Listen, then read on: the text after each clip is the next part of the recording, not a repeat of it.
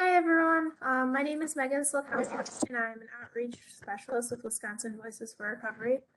I've been with Wisconsin Voices about 3.5 years now, and my educational background is in social work. So who is Wisconsin Voices for Recovery? We are a statewide recovery-focused organization that's actually part of the UW-Madison Department of Family Medicine and Community Health. We started in 2013 and have over 2,000 members. Currently, how our team is set up is we have 6 staff that run 5 programs, and we also have an advisory council of about 10 members from across the state. Some of our programs are our overarching program, Wisconsin Voices for Recovery. We have a Naloxone Box program, a telehealth program, EDT Recovery, and an overdose data to action program. So I won't be touching on all of our programs today, just our 3 biggest ones. So what do? We connect people, reduce stigma, and educate on addiction and recovery. And we do this through a variety of ways. One is through some advocacy efforts. So we sit on a number of committees throughout the state. We also host statewide events. So we do our yearly rally for recovery in September outside at the Capitol. And we also host a Stand Up for Recovery Day. We host trainings and presentations. So whether that's on peer support and how it's helpful, how to use Narcan, really anything that the community is interested in. We also have a program where we partner and help educate medical students on addiction and people in recovery. We provide technical assistance, and we also help connect people throughout the state. So a lot of the time we get people reaching out to us looking for resources or looking for partnership, and we'll connect them to whoever's appropriate. So the second program I want to talk about today is our Naloxone Box program. So this is a relatively new program for us. It just started last year, and we are currently funded through the Wisconsin Department of Health Services for this project. So this project, we have I would classify them as a clear AED box that says opioid rescue kit on it. In each box, there's Narcan, how to use Narcan in both Spanish and English, a rescue breathing kit, and information from the local community. So we usually include 211 and then whatever recovery resources are available. So we have these boxes currently placed in a number of counties, which include Dane, Dodge, Wood, Milwaukee, Sheboygan, and Ozaukee.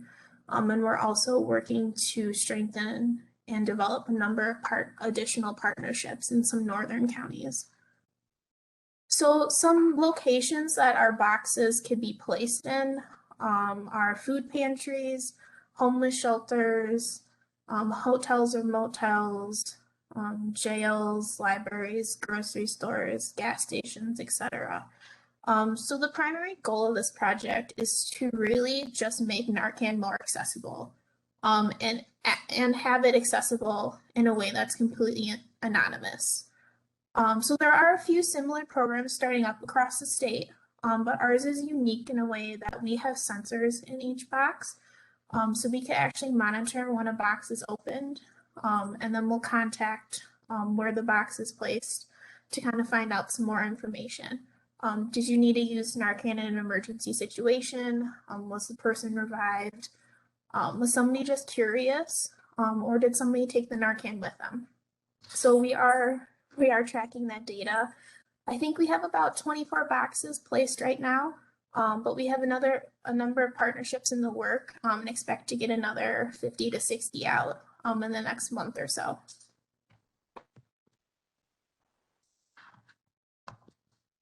So the last project I want to talk about is our EDT Recovery Plus program. So this is a program that we've had since 2017, and it actually started as a pilot program in Madison with Safe Communities. So this is currently funded through SOAR funding, and it allows us to provide free peer support to anybody with a history of opioid or stimulant use. As you can see, a lot of words in my slide, but the main goal of this is to just promote peer services that will hopefully reduce the amount of fatal overdoses, increase treatment and recovery support utilization, decrease emergency room admissions due to overdose, provide peer support services in the community settings, and hopefully grow a sustainable and collaborative network. So as you can see, we do get referrals from 3 tiers. Our primary tier is the hospital or emergency department. Our next tier is anybody at high risk of an overdose. So this is primarily people leaving incarceration, treatment, those types of scenarios. And then our third referral tier is really anybody, oops, sorry, I didn't update the slide. Anybody affected by an opioid or stimulant use disorder. So this map right now, it's actually our current locations. We just started a new grant cycle on September 30th. We are partnered with 9 different organizations this year again. Bellin Health is covering the Brown County, Oconto, Marionette area. Ascension is going to have some services available in Milwaukee, Racine, Ozaukee, and Outagamie counties. Cooley Recovery Center has services in La Crosse, Monroe, and Vernon counties. Three Bridges Recovery covers Wood, Portage, Marathon, Taylor, and Langley counties. WCS is in Milwaukee and Waukesha. Lighthouse Recovery Community is in Manitowoc. Worko covers Sheboygan for us. Satori House Recovery covers a lot of our central counties, so Sauk, Juneau, Marquette, Columbia, Dane. Hopefully we'll be expanding into Adams County. And then at City, our final partner kind of covers Outagamie, Winnebago, Fond du Lac, Wapaka area. So this last slide I have is we survey our hospital partners every year that we have this grant. So we conducted a survey about 6 months in, so it would have been around April of our most recent grant cycle. And we ask a number of questions, but the one I'm showing you is our perceived usefulness to the hospital systems. So we received 15 out of 19 responses, and on a scale of 1 to 10, with 10 being extremely beneficial, we asked how they valued our program. 14 thought we were very beneficial. Our average rating was a 9.13. And just generally, hospitals say they see very few patients return to the emergency department since our program has been implemented. And another said they appreciated the reassurance, peer support brought to the family and loved ones of overdose survivors.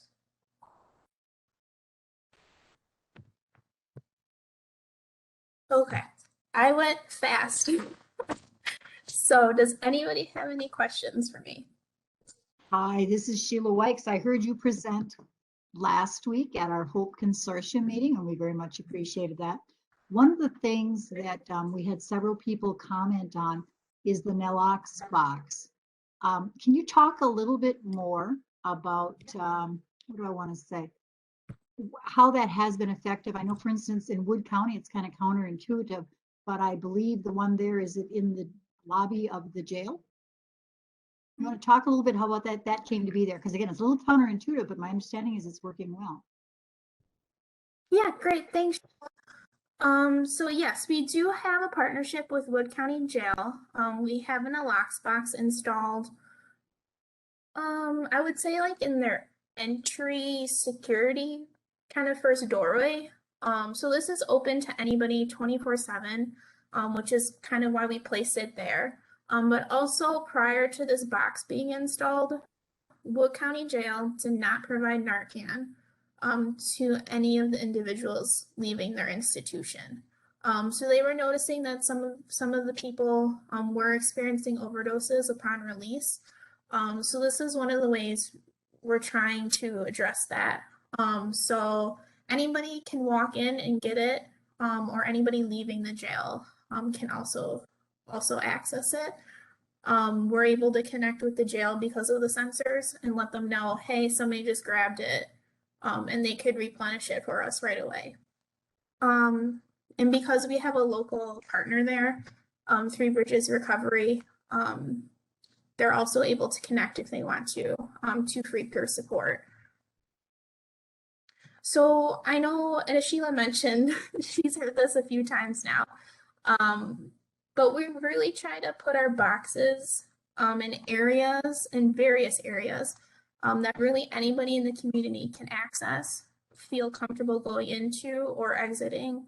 And we try to make sure it's either 24/7 or at least there's various operating times. Because we know people work various shifts and stuff. So we're trying to make sure that Narcan is accessible at all times of the day. So far as, sorry, go ahead. I would say just an additional comment with that, Megan. It wasn't through Nalox Box, but I think we shared in the other meeting we were in together that we do really strongly encourage Narcan with all the people that we serve. And we recently had the experience of someone calling us where she had ended up going to detox and inpatient treatment, had been in our outpatient. We really pushed for her to take the Narcan with. She called to say that dose of Narcan her sister used to treat her overdose, and that's how she managed to get to detox versus not making it. So those sorts of things do make a difference. It's just that you don't always hear about it.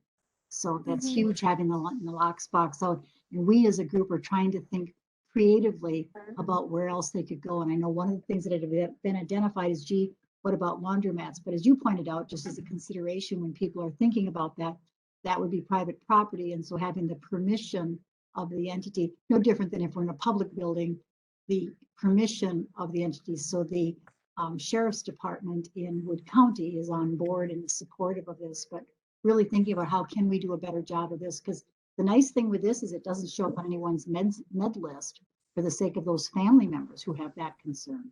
So thank you. We just thought it was a really great program. Yeah, and I will add, we have confirmation of at least 4 reversals that have taken place because of our box project. Nice. Be more, there could be less. We don't really know if it's an emergency right near the box. But our hotel partners on the Madison East Side has actually reversed a number of overdoses. Nice. Thanks, Meagan. Yeah, what have you found has worked well that you do or communities do to get the word out about their location so that people know about them? So that's actually one of the things, like our goal of this next kind of year is doing more promotion. Honestly, we're struggling a little bit. Some of our partners don't want it out there that their box is on the premises.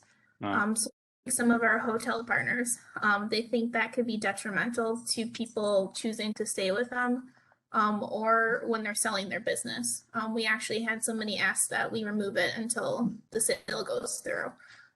So we are dealing with some stigma in that way, but we also have partners. Our partners in Sheboygan County are actually really good. They have flyers up everywhere in very prominent places. We have one in a bagel shop, a few in some thrift stores and other locations.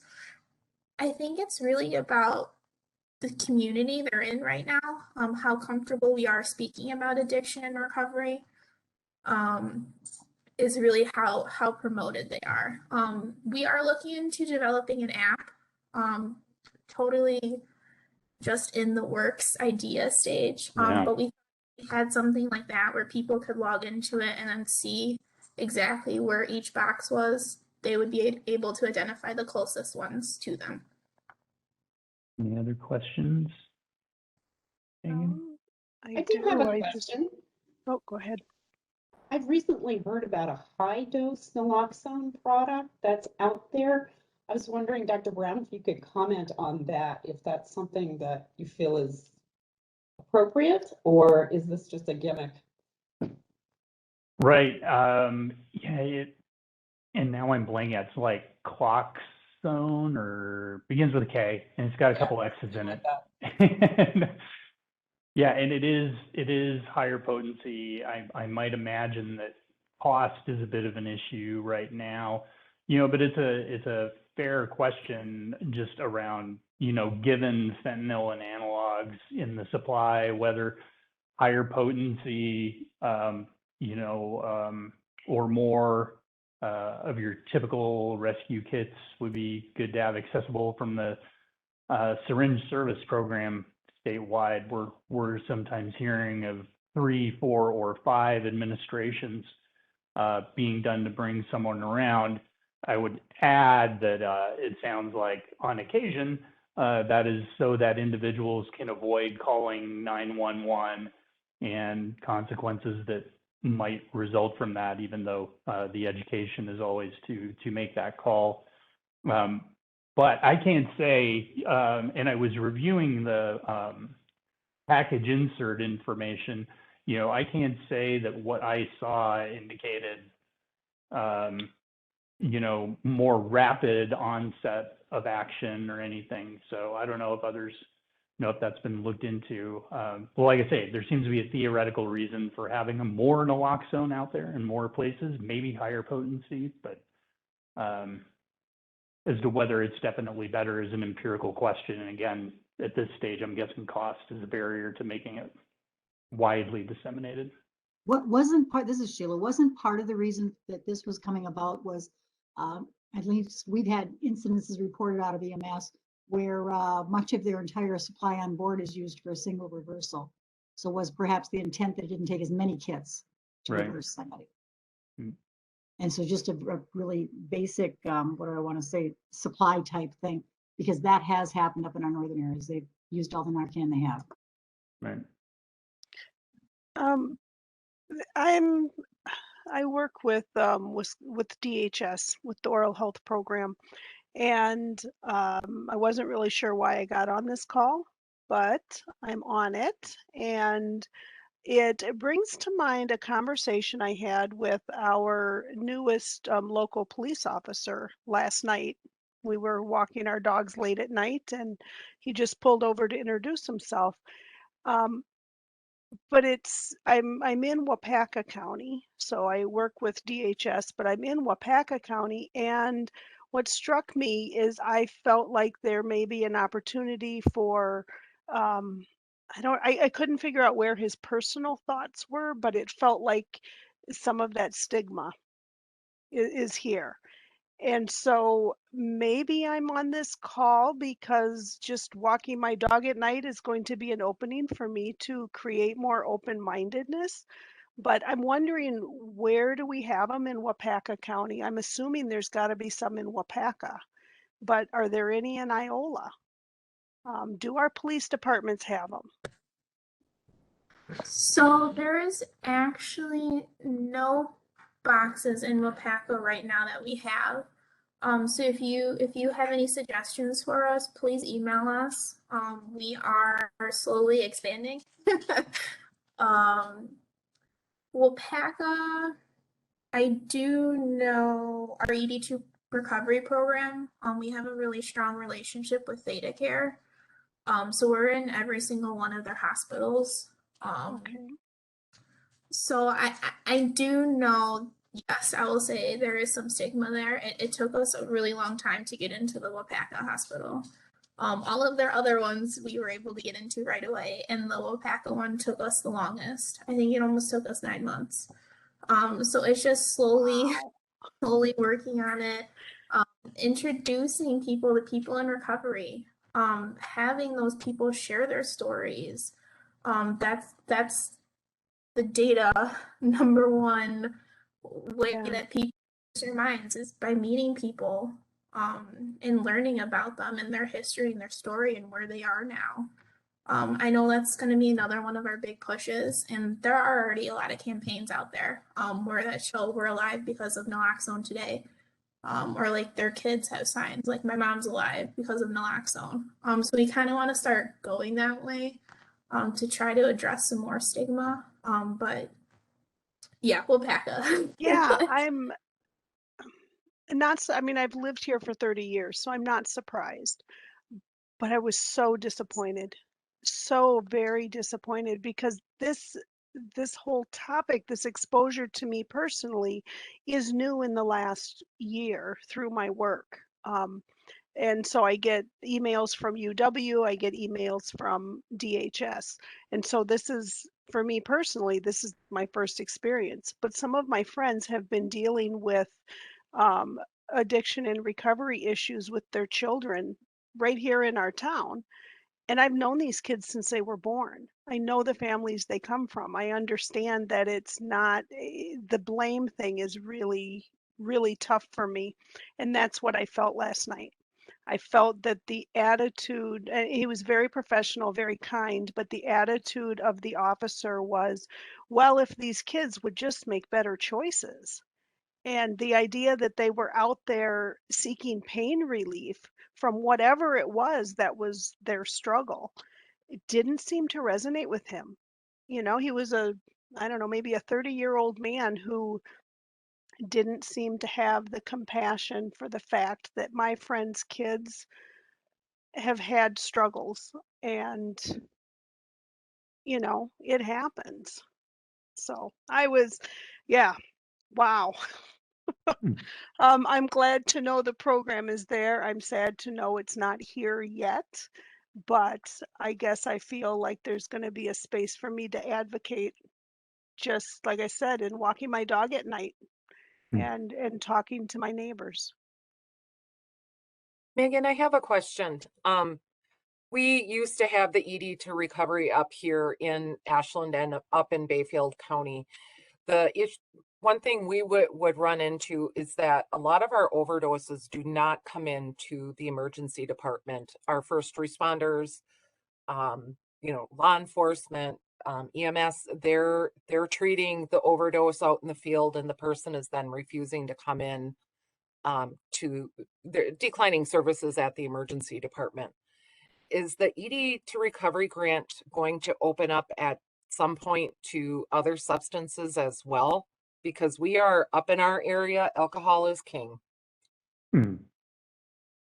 Yeah, that's a really great question. We would love to expand and be able to help everybody, but unfortunately, with our current funding stream, SOAR, that only covers opioids and stimulants right now. I'm not going to say it's not a possibility, because at one point SOAR only covered opioids, or STR only covered opioids. So they added stimulants in within like the last year. So it's a lot of advocacy, but I do know, yeah, alcohol is our biggest problem in the state. And there is really no funding, to my knowledge, that would cover our similar program. Right. So It was definitely the way that we could get peer support specialists covered. That's, until that role is more recognized and more insurances will cover services, so we can afford to have peer support specialists on staff. That was just a nice way into to have them for a while. So where does that line get drawn? For example, if someone came into an emergency department and maybe they were intoxicated on alcohol, but their urine test was positive for a stimulant. But then you find out, well, yeah, they used a stimulant a time or two, but the real issue is alcohol. Would you Just as be an able to carry observation. forward? Yeah, They just as an qualify. observation, they don't draw urines. They don't do urines. If they didn't come as an overdose, identified overdose reversal, they came in intoxicated with alcohol, we're not seeing urines done at all in the EDs. So in terms of Yeah, that, and I imagine that varies from time to time, but I see that with fair regularity, particularly with injury, right? That the urine testing as well as blood alcohol is done. So in terms of our EDT recovery program, we like to ride the gray area. And as long as somebody says they have had used opioids or stimulants in their past, they qualify for our program. So we do get a lot of people that way, but it's also our hospitals asking the right questions to identify Right. every single person who can receive our support.